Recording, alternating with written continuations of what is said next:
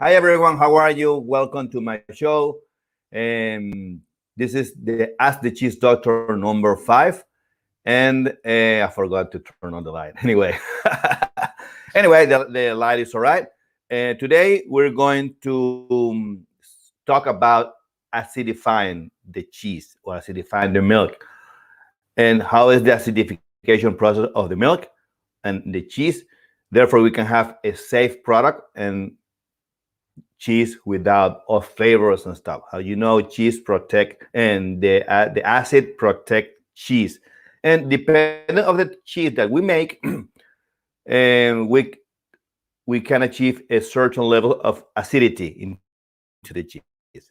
Some cheeses have one level of acidity, other cheeses have another level of acidity. It depends of the cheese that you make, and this decision is yours and is um, based according to the recipe that you guys are using. So before we continue, let me give you some announcements. Today, I'm working in 2 or 3 videos.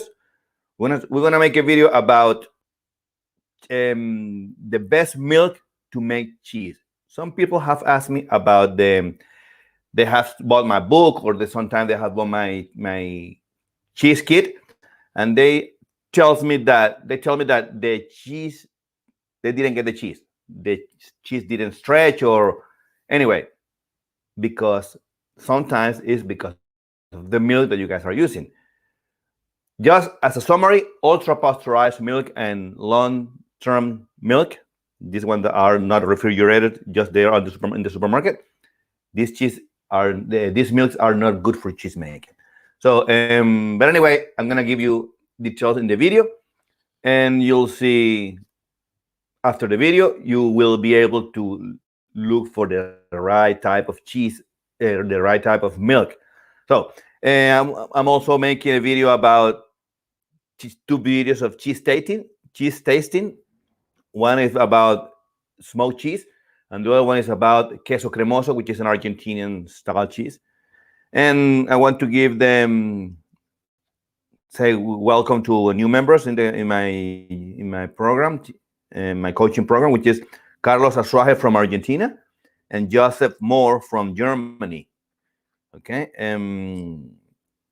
I'm also gonna talk about in future programs about we have cheese competitions coming this year. I reckon this one in July, and we'll be talking about if you want to compete, which I just invited you to, because you don't have anything to lose. Just pay the fee, send your cheeses, and that's it. If you don't win, it's all right. But if you win, you have a lot to win. Okay? And I'm gonna my camembert. Remember that I made a video about making camembert cheese. The camembert cheese is getting beautiful. I just turn it up in just like this, and the cheese started. I mean, it broke a little bit, and it's starting to virtually melt inside. So I just turn it back again and put it flat and let it ripen. I'm going to pack it up in with paper. I don't know how this paper is. It's cold, but anyway, I'm gonna pack him up and leave it for 1 or 1.5 months, because it has also 15 days or 3 weeks since I made it. So I'm gonna pack it up for the rest of the time of the aging time, and it will virtually melt inside. And then after that, I'm gonna make a video. Okay, but it's getting beautiful. And I'm gonna make today another video about with making cheese with covered with grape leaf. Well, it's gonna be beautiful as well. So I invite you to watch the video. And all right, let's start. As I said, today I'm gonna speak about acidity in cheese making, and I'm gonna start with the presentation. So I'm not going to stop you more. All of us have things to do. I have to play with Joaquin, with my grandson.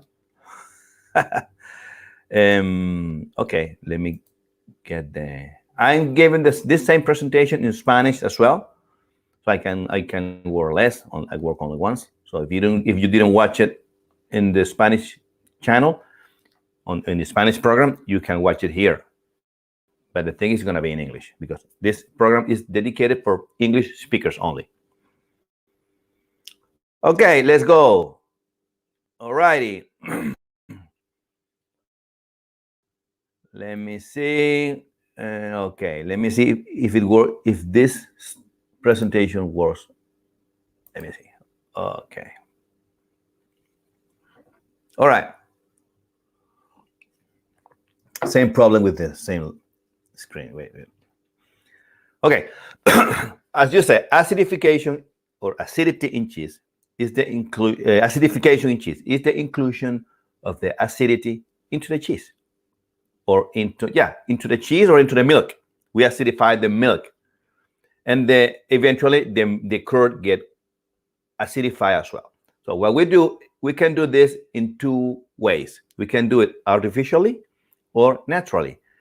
If we do it artificially, correct, we are acidifying the milk. We're putting acid, any type of acid, into the milk. The idea of acidifying the milk is to get a certain level of acidity or a certain level of pH that allows my cheese, if I'm making pasta filata cheese, it will allow the cheese to stretch, or if I'm making rennet cheeses, it will protect my cheese.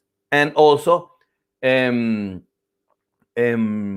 protect it from pathogens, and I will guarantee with this acidity a safe product, which accompanied by the level of salt will make my cheese safe to the consumer. Okay. Of course, if we acidify with lactic cultures, we're going to have also enzymes. These enzymes will influence in my ripening process, in my aging process. But I'm going to go with this particular topic just a little bit further, okay? So we can, if we're going to do it artificially, we can use lactic acid, which is the acid produced by the lactobacteria. You also can find it in the pharmacy or drug stores or anywhere where they sell chemical products.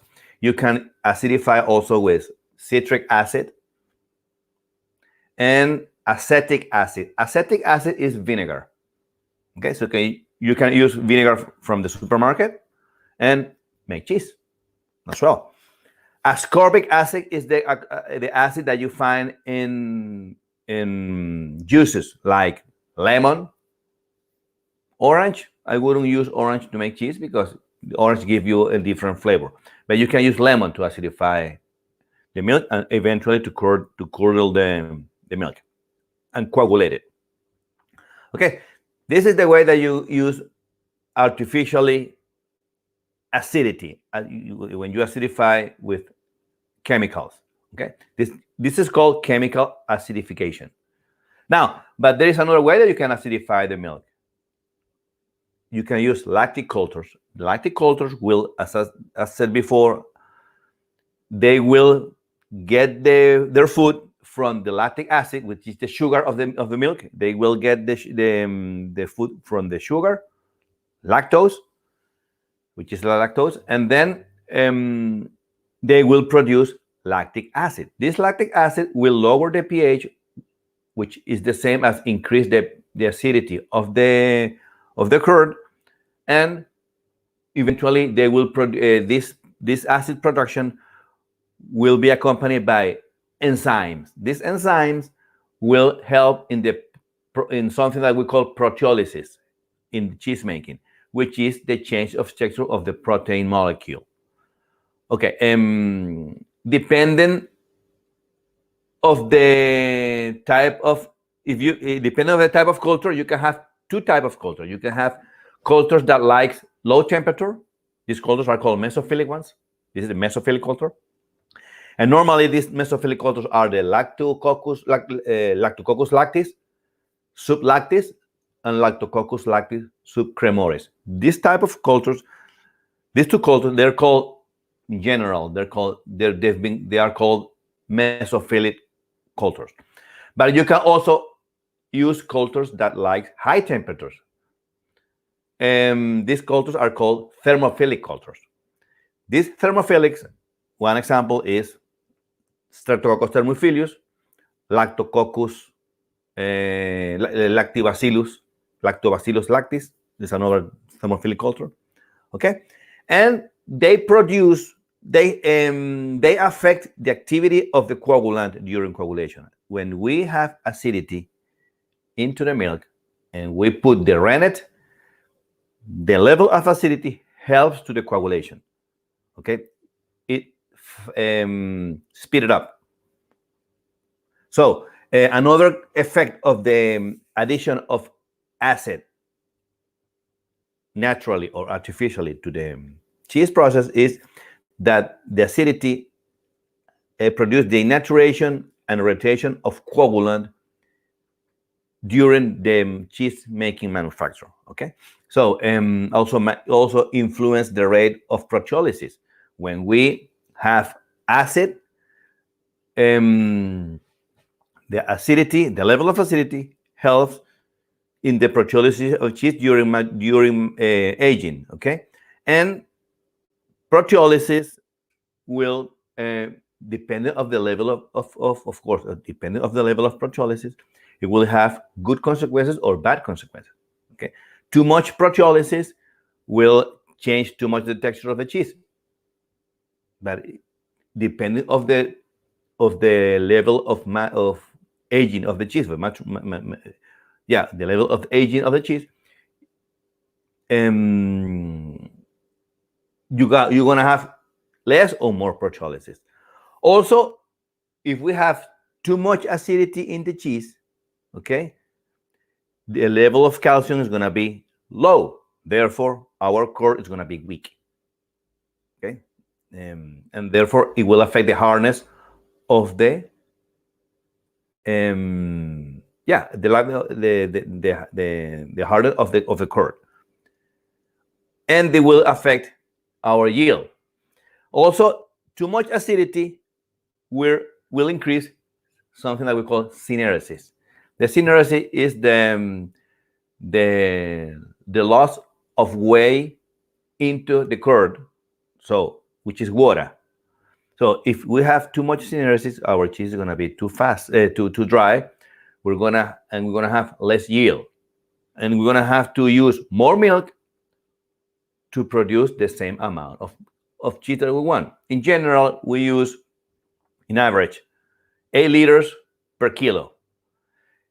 If we are making fresh cheeses, for example, and we'll allow the pH to go too low, we're going to have too much syneresis, and our yield, instead of 8 liters, we're going to have to use maybe more, maybe 9 or 10 liters, depend on the solids of the milk.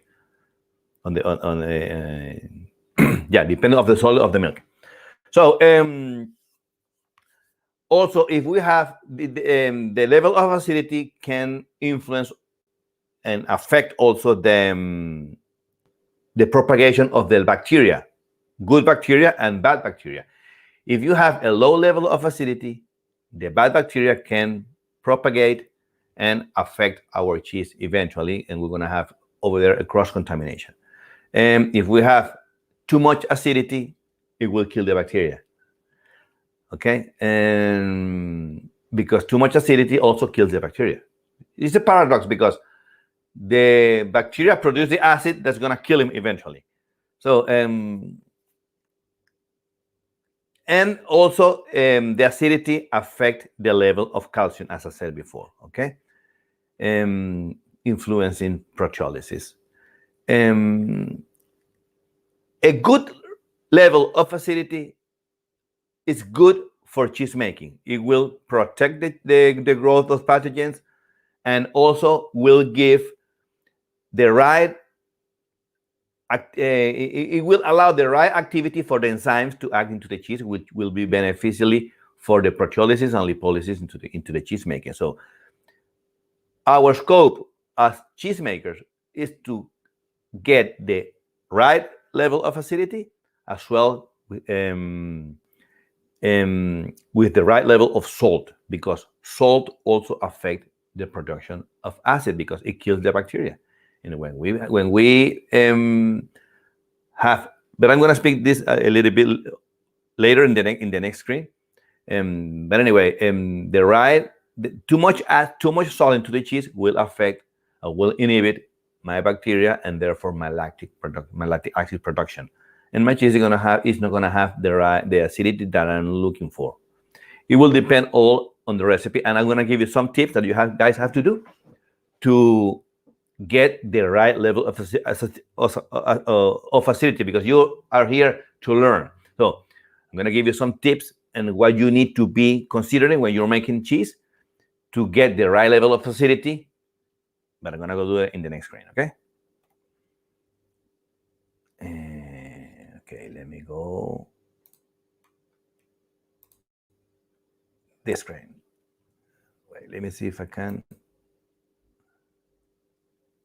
I still can from current, yeah, 10 minutes down. All right. See, something happened with with the first screen. So to make a good cheese, which will have the right level of acidity, we have to consider two things. First one, you have to consider the time that when we are going to drain the whey. We call this whey off. Okay, so we have to consider the pH target at whey off. When we are making cheese, we acidify the milk. I'm talking about when we are making rennet cheeses, okay? Not with chemical acidification, because with chemical acidification, you just get the right level of acidity and you start to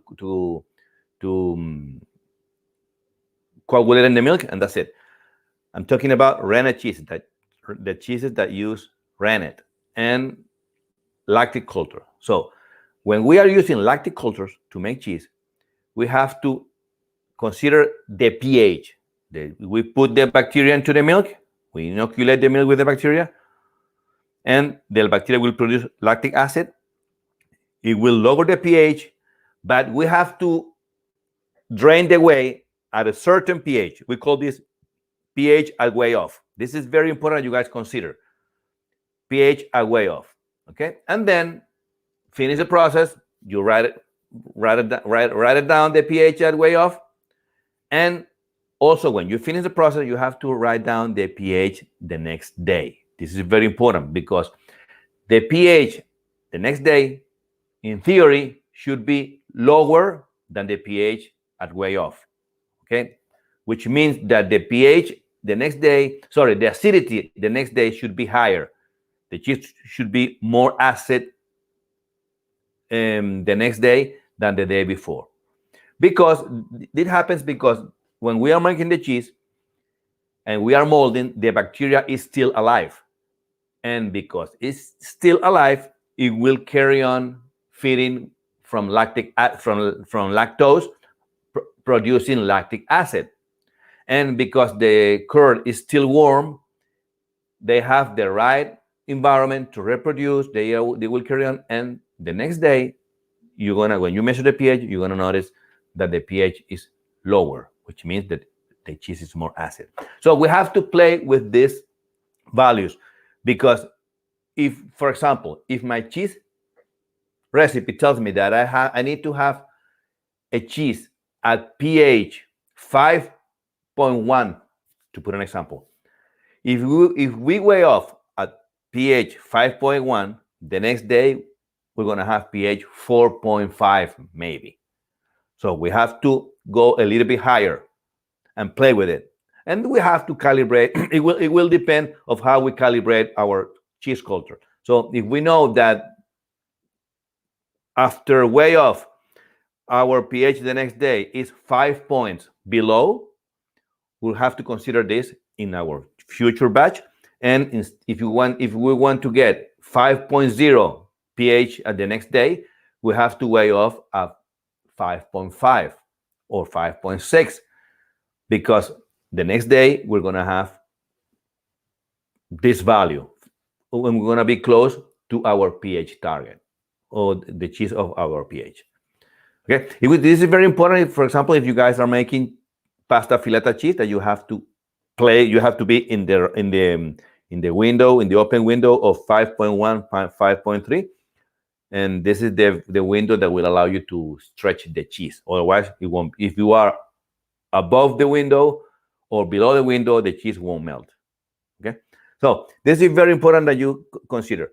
Okay, when you are making cheese. Another issue that you need to consider is the salt, the level of salt. Salt inhibit acidification. Okay, by inhibiting acidification, the cheese might be victim of cross contamination by pathogens like Listeria, like Salmonella, E. coli, and also spores that are floating on the air.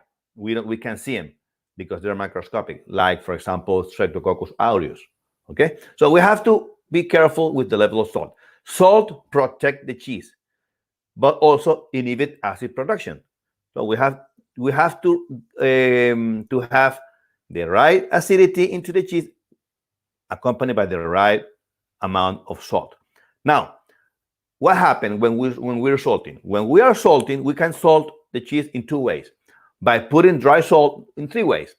By putting dry salt into the curd after weigh off, we can salt the cheese, mix it up, and the effect of the salt,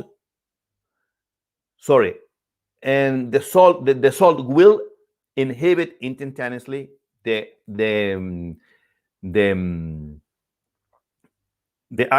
bacteria, the acid production of the bacteria. Okay, if we salt straight away, if we put dry salt, this happens when we make especially South American cheeses, that we put salt on it. But also when we make cheddar, we dry salt the curd as well. So it will inhibit that. In cheddar, we already achieve the pH target, and then we salt after. So, but this is how we have to proceed. If we are dry salting, you have to achieve the target, the pH target first. Once we get the pH target, we know that the salt is going to inhibit the bacteria, so we can. But we already achieved the pH, so we can salt without any fear. So after dry salting, the pH, the bacteria will get inhibited, and then this level of salt will protect the cheese. The other way of salting is when we are making the cheese, we mold it up, we don't salt it, and we just rub the cheese with dry salt. The dry salt will penetrate into the cheese slowly by osmosis. This is a phenomenon called osmosis.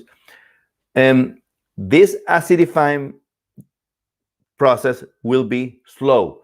So on the other parts of the cheese, it will be inhibiting, the lactic bacteria will be inhibited. But on the inside of the cheese, where the salt have not reached yet, the bacteria will reproduce, and the pH will change as well. Remember, lactic acid, the bacteria eat the lactic acid and produce acid. So because the salt hasn't reached yet, inside the cheese, the level of acidity will be higher. Therefore, this is going to produce like a gradient, a pH gradient. pH gradient means variable levels of acidity into the cheese. Imagine the cheese like a cross section. So if this is my rind, okay, and this is my center, here the level of acidity will be whatever, but here, because the salt hasn't reached yet, here the level of acidity will be higher. So we have to play with these concepts, okay, when we are making cheese. This happens especially when we are making Swiss cheese, and Gouda, for example. We have this gradient, the pH gradient.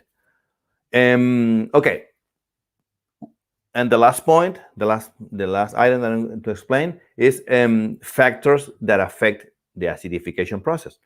When we are making cheese, Remember, we have to achieve a certain level of temperature to allow the bacteria to reproduce. If our cheese cool off, the bacteria will inhibit and it won't produce lactic acid. Therefore, we're going to have a decrease in the acidification process. This happens when we are pressing the cheese. When we are pressing the cheese, we press the cheese, we put the strength, we expel the whey. By expelling the whey, lactose is going out as well, and it's going to be less lactose into the cheese. However, the temperature, the cheese is going to be cold outside, but still warm inside for a long time, still warm inside, and the lactic acid production, the lactic production will be increasing in the inside of the cheese because the cheese is still warm, and the bacteria will carry on reproducing and will get in the lactose and producing lactic acid. But on the other part of the cheese is cold, and the bacteria will get inhibited, and we're going to have also the same gradient, pH gradient over there. Okay, so these are things that we have to consider when we are making cheese. Also, the level of salt. Okay, when we are salting with brine, it's the same process as well. I talk about 3 processes of salting: dry salting, rough salting, but I didn't speak about the brine. When we brine the cheese, it's the same process. We have the cheese will absorb the salt by osmosis, and we're going to have the same pH gradient because the salt will penetrate slowly into the cheese by osmosis, and it will give time to the bacteria to produce lactic acid and increase the acidity inside the cheese. So these are things that you need to consider when we are making cheese. It's not a biggie. This will give you you're gonna gain this knowledge through experience. Of course, I'm telling you the theoretical part, and because it's important that you know what's happening to the cheese when you are making when you are practicing this beautiful art. Well, this is today. I wanted to do something short, and let's see what we have here. Next time, for next program, I'm going to speak about blue cheeses. I'm going to explain you how does it work, what are blue cheeses, what is this blue color coming from, how to produce it, if you want to harvest it yourself, the type of mold that we use to make blue cheeses. I'm going to give you the pH way off. I mean, I'm going to give you some technical stuff if you want to make blue cheeses at home, or if you want to make it industrially. Okay. As I said, use it as good practice. Always measure your acidity when you are making cheese. This is the key of the cheese making process. Measure acidity, and to use that, you can use a pH meter. If you don't have one, go to my website, drquesero.com. Okay, and I have 1 or 2 pH meters over there, very cheap, $30, I reckon. And one thing that you need to know is when you measure cheese, what I do when I make cheese, I check the pH first on the whey, because the level of acidity on the whey is higher than the curd. So you have to be very careful. Sometimes you have to, into the whey, put a number 4, but in the core you have 5.1. Okay, just to put in crazy numbers. It doesn't mean that it has to be this way, but the whey also has a higher acidity, which is a lower pH than the curd. So what I do when I'm making cheese, at the beginning of the process, I just measure the pH into the whey, so I don't have to stick the pH meter into the curd because they get dirty. And you have to start clean them up very carefully, especially these cheap pH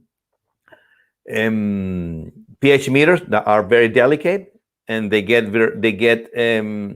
stuck with cheese inside into the little bulb that is inside the instrument. So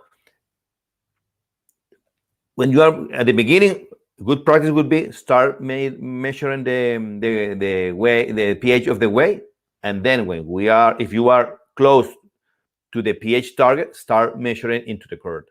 Okay, the curd will be still soft, so it's gonna be any problem. But it's important that when you make cheese, first calibrate your pH meter before you use it, and then after that you can carry on using it. Okay, I calibrate my pH meter at least once a day. Every time I start making cheese, I calibrate my pH meter. This is very important. Otherwise, you're not going to have reliable numbers, because if you don't calibrate your instrument and you are making cheese, for example, and it give you a value, if it is not calibrated, how are you going to know that this value is correct?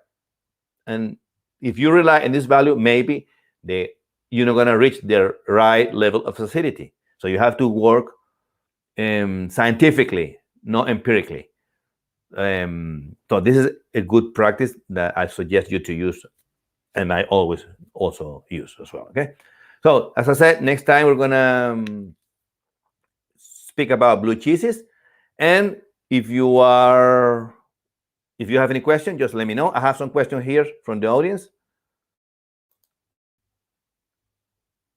Okay, and then let's go and have it. Okay, let me remove this. Stop sharing the screen. All right.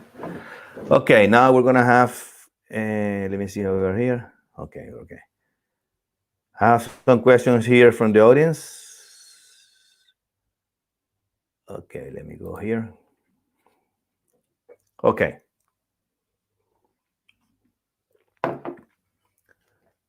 In my past program, I have some questions in Spanish, but I'm gonna also have questions in English. Okay. Okay. Can you please advise a procedure to prepare cultures at home? Very good question. Okay. Look. When we make cultures, when we are making cheese, we can use these dry set cultures that are frozen, which is, I believe, the best way to make cheese, or make the cultures yourself. To make the culture yourself, you have to follow a procedure. Roughly, the procedure is more or less like this. You have to, first of all, sanitize your containers. What you need to do, boil it, okay? Put it or boil it or sanitize it with chlorine solution at 2 parts per million. If you don't know how to at 200 parts per million, sorry, at 200 parts per million. If you don't know how to prepare this 200 parts per million solution, chlorine solution, go to my YouTube channel, and there is a video that is in Spanish, técnicas de desinfección, disinfection techniques in Spanish. So Google it, write it down in YouTube, and you will find the video. Okay, the video is translated in English. If it is not, let me know, and I will make the translation. Okay, I don't remember if it is translated or not. Okay, first of all, sanitize your containers where you're gonna store your cultures. Secondly, you have to put the milk into the jars, into the containers. For example, if this is my container, it's already sterilized you have to have lid, okay, that you can screw it. So once they're sterilized, you have to put milk inside. Put the milk inside, and you also have to raise the temperature at 63 degrees for half an hour, which means that you have to pasteurize the milk again. Because we can have, if you make the culture, if you put yogurt, maybe your milk is contaminated. You don't know. So you have to guarantee that your milk is pure. It doesn't have any pathogens. So we have to pasteurize the milk. Once it's pasteurized, okay, you have to put the cultures. You can put yogurt, or you can put dry set and the powder, whatever. and close them up. Okay. Close them up. Sorry, you don't have to close it now, not yet. So you have to keep it warm and allow cover the milk with the bacteria, cover it from any box or stuff. So put it in and put a cap that the milk and the bacteria can breathe, and eventually the milk will coagulate because of the acidification process of the bacteria. Once it's coagulated, cover it, and put it into the fridge. And that's it. And use it only after, keep it closed hermetically. And after that, once it's, if you open it, it will last only for 3 days. Okay?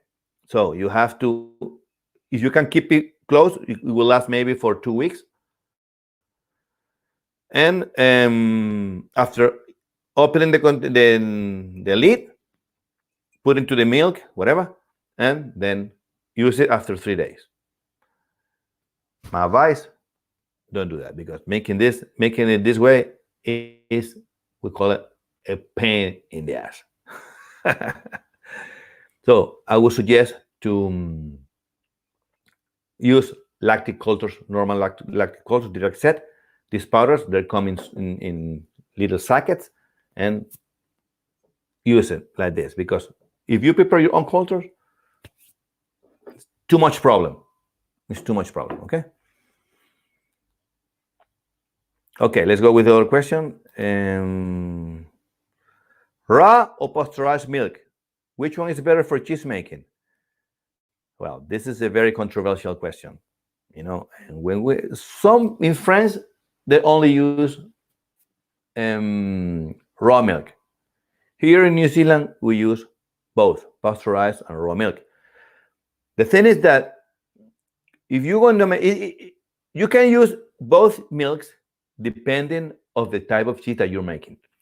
If you are making fresh cheeses for sale, you have to compulsorily use pasteurized milk. You're not allowed to use raw milk if you're going to do it as a business.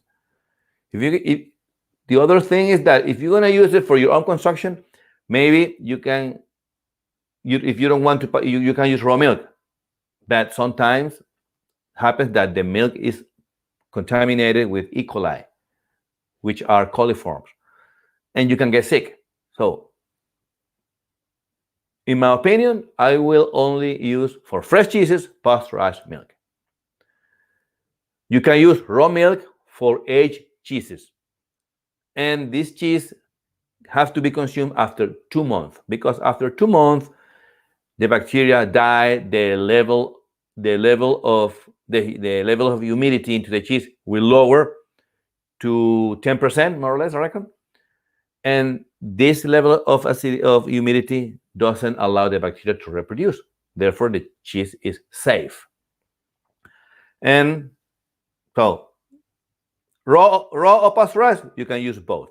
For aged cheeses, you can use raw milk, but these aged cheeses can be consumed only after 2 months. For fresh cheeses, only pasteurized milk. No question asked. Okay. Okay. Let me see if I have another question here. Question about cheese aging. I am out of room in my cheese cave. Can I put my cheese on the side instead of putting it flat? You mean like this? Well, I'm going to tell you something that happened to me today. It will depend on the type of cheese that you're making. If you're aging, for example, cheddar, which is a hard cheese, you can put it like this. Doesn't matter. Okay? If you are aging camembert, and it happened to me because I'm making a video of camembert and I'm aging my cheese, and I noticed that the mold is growing on the perimeter of the cheese, but it's not growing very well on the top or on the bottom. This is because I turn off the cheese every day. and the cheese is not growing on the surface. On the top and the bottom. And I said, I'm gonna put it like this. My surprise was that when I did that, my cheese broke on the corner, broke up on the here, and it got flat as well, because the cheese is virtually melting inside. The fungus is melting the cheese or melting the curd, and it's becoming like a cream. So it broke. So in this case, it's not good to put it like this. So I put it back again in the flat way. So for soft cheeses, I would say put it flat. For hard cheeses, you can put it on the side if you want. Okay? And let's see another one.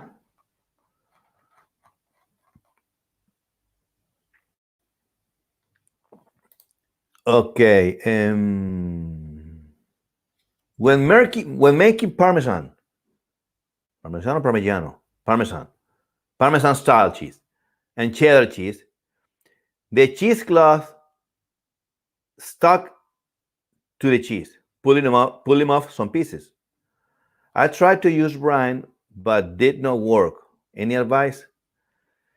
Well, I'm not gonna give you the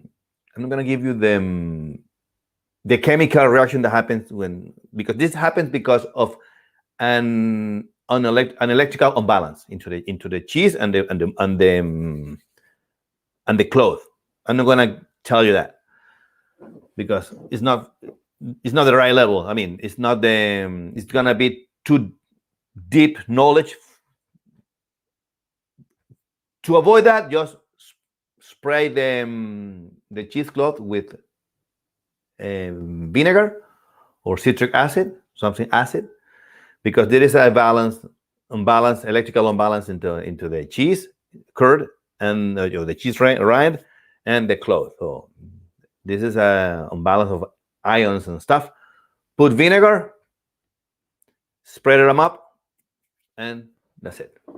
It should stop. Okay?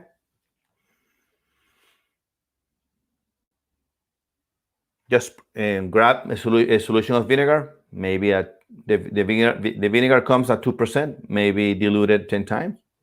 That's it. And spread them up, the cheesecloth, and ruffle and cover the cheese. It shouldn't get stuck again.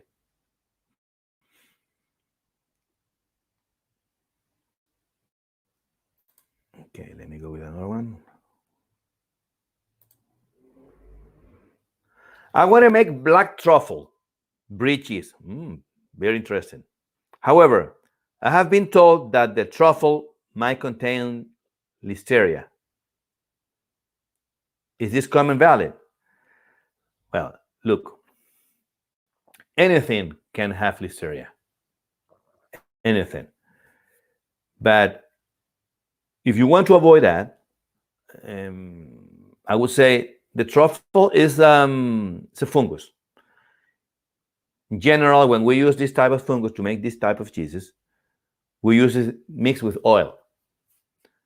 Okay, so my advice, you have to pasteurize the truffle. How to pasteurize the truffle? It's like pasteurizing anything. Just crush them up, okay? Make it like a solution or a paste, and put it at 63 degrees for half an hour, and then cool them off straight away. It will get pasteurized, and then use it in your cheese. You're not gonna have any problem with this, okay? Also, because if I don't think the truffle has listeria, I don't think so.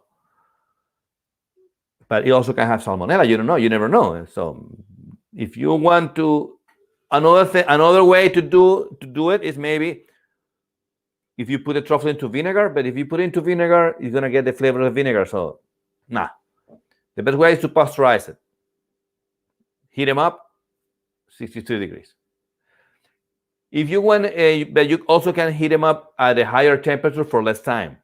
If you want to know how to pasteurize something, I made a video in my channel how to pasteurize milk, which mostly applies to any type of product. And I have there several range of temperature with several range of waiting time. The higher the temperature, the shorter the waiting time. So, for example, I pasteurize at 69.1 and 69.3 for 1 minute. This is my pasteurization period. But I also pasteurize at 63 degrees for half an hour. It will depend of what you choose. Go to my video, how to pasteurize, and it will tell you all the levels, all the parameters and stuff, and it's very good, this video. Okay? Okay, let me see what we have here.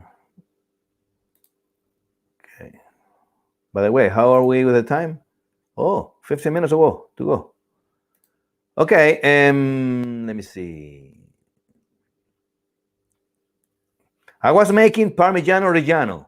I'm gonna make Parmigiano Reggiano so soon. And all was going well until pressing. The cheese became crumbly and did not stick as a whole cheese. Please help. Well, welcome to the club. The problem that you are having is because your pH at way off is too low. And how to know that? As you might know, the milk has calcium, correct? And when we make a fresh cheese, when the cheese is fresh, the level of calcium is high. And lactic acid, or the acidification process of the cheese, will denature the how do I put it in simple words? The acidification process will denature the calcium. Let's do it like this. The cheese, the acidity of the curd when the curd gets acidified, okay, because of the production of lactic acid, the calcium will be reduced. The calcium is the glue that joins everything. So the acidity reduces the level of calcium. But there is a point when the cheese or when the curd has lost all the level of calcium. This is called the isoelectric point of the casein. This point is at pH 4.6. When the curd reaches a pH 4.6, there is no calcium into the curd. And this is what happened to you into the cheese. Obviously, you're making cheese without measuring pH. My advice, buy a pH meter so you can know what's happening to the cheese. You have to measure your pH at way off. Obviously, need to be higher than 4.0. I'm pretty sure that the Parmigiano Reggiano style cheese will tell you the pH at way off. The recipe, I'm talking about the recipe. It will tell you the pH at way off. So try to find out. If you don't know, send me a message to my email, drquesero@gmail.com, or comment on my channel, make a comment, and I will explain you, and in my next program, I will tell you the pH at way off and stuff, so you can make a cheese with a valid criteria. Okay, not just by eye, making by time and stuff. No, you have to measure parameters. You have to measure pH at way off, and to have a standard product all the time. That's the thing. That's the key of cheese making. The idea is to make a standard product every time that you make cheese. Also, make the same cheese every time. And the only way to do it is by measuring pH and working scientifically. Okay, with quantities, not by eye. Okay, so what happened to you? You weigh off at too low, at a pH too low. Therefore, you reach the isoelectric point of the casein, and your cheese became crumbly, and it will not questionate together. When you press it, it will break because there is no calcium. Okay, this is what happened.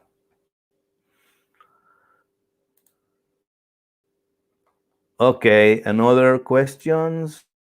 Another question. Let me see. I want to make black. No, yeah, this is. Does anyone have a video on how to make camembert? Well, there's a video in my channel. Go to my channel, and I have a recipe how to make camembert cheese. And there is like a saga, yeah, like a playlist. Okay, I have I reckon 2 videos of making, and I'm gonna make a third one. How to make camembert, because I just detailing the whole process, all the aging process. I made the cheese. I made the cheese, and I made a video. I made a cheese, just turning the cheese over to allow the mold to grow. And I'm going to make a third video how to just put into the fridge for 1.5 months. So this is my third video. So go to my channel, Dr. Quesero TV. Well, obviously you're here, and go to this playlist, how to make camembert. Okay, the videos are in English, the videos are in Chinese, Hindi, and French. Okay. Okay. Another question. I am planning to vacuum pack my Gorgonzola picante. Gorgonzola picante is an Italian cheese. It's a blue cheese from Italy. Okay. Will the vacuum packing mellow up my cheese? When you say mellow, is to mitigate the picante stuff, the picante flavor. I would say no. When you are making Gorgonzola, the penicillin that you use, which is penicillin roqueforti mostly, okay, this penicillin will make the cheese more piquant. Okay, we call it piquant in English. And and if you vacuum pack it, and also the Gorgonzola, I don't remember if Gorgonzola is made with sheep milk or cow's milk. I reckon I don't know.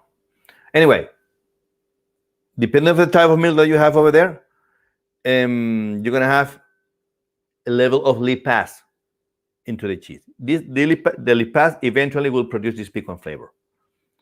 And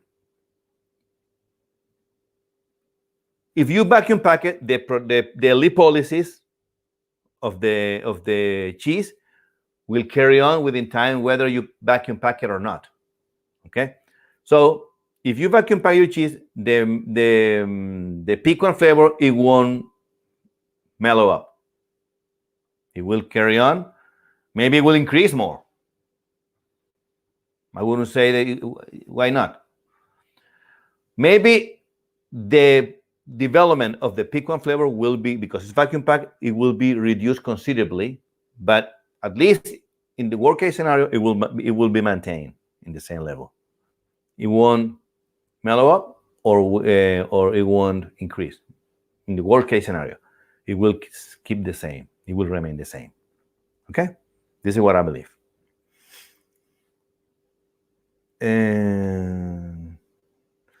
Another question.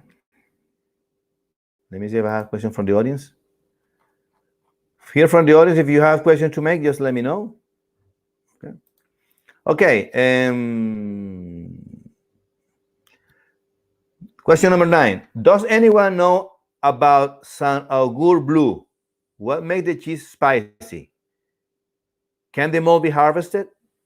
Well, as I said before, San Alguri Blue is a blue cheese. It's cheese from France. Okay, it's a French cheese. And what makes the cheese spicy is the lipase that might be there, and the penicillin. The penicillin makes the cheese more piquant. You can harvest the mold. Yes, of course. Just grab what I did for my camembert. I just found I have a Comté cheese in my fridge, and suddenly, I don't know why, maybe the cheese was contaminated from the factory, and it has a layer of white mold on the top. I just scrap them up, and put it into water, just normal water, and shake them off. The mold got dissolved into the water, and then spray your cheese with this water, and the mold will go to the cheese, and you can reproduce it.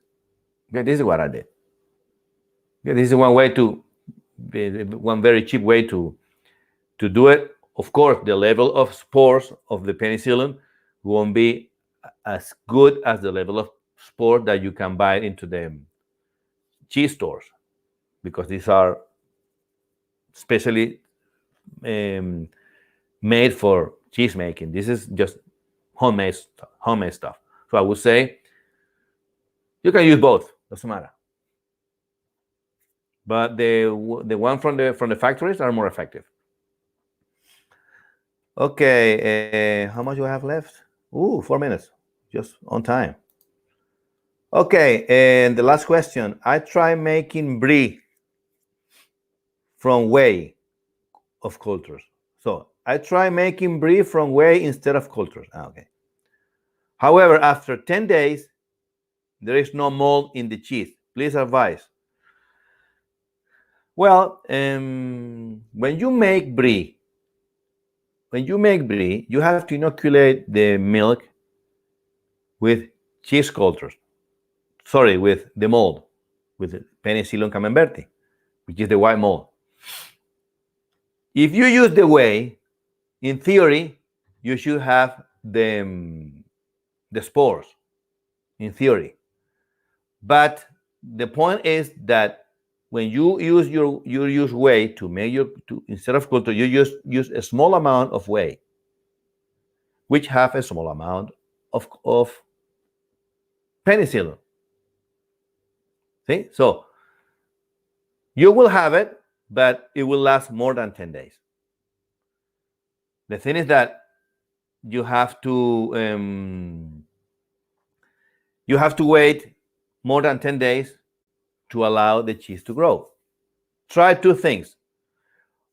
This is one reason. The other reason might be that your ripening temperature is too low, so the cheese is too low. So you have to keep it around 8 degrees, 11 degrees, maybe a little bit hotter, doesn't matter. Not too hot, but I would say 18 degrees max. My cheese are at 18 degrees and they're growing perfectly. So lower, raise a little bit the temperature to see if it improves the growth of the mold, and let me know. Another thing is, if you can grab this type of whey, if you have more whey, just put it in water and sprinkle the cheese on the outside. So the spores of penicillin that are into the whey will pass to the cheese, and the cheese starts growing up. Try these two things to see what happens, and tell me in the next program, and let's see. Okay. Okay, I reckon this is all for today. As I said, if you want to join my channel, go to just click on the subscribe button. And if you want to buy my book as well, go to my website or in my Instagram. I have them in my bio. I have all the links. I have my book in Amazon, my cheese kit in Amazon. I'm gonna develop the replacement of the cheese kit, which is much more cheaper, and it's gonna cost maybe $25, and you will be able to make the cheese as well. But not with the thermometer, not with the sanitation product. Just the product that to make cheese will be much more will be cheaper, and you will be able to make the cheese. With this cheese kit, you can make mozzarella, ricotta, Oaxaca cheese, burrata. I mean, a lot of stuff. Only pasta filata cheeses. And as I said, eat cheese, because if you eat cheese, no, that's not the way I did it. No, the saying is eat cheese because life without cheese is like a love without a kiss. See you in the next. See you next week. And next week we'll be speaking about blue cheeses. Okay, so keep. I'll keep you posted anyway. Take care. Bye.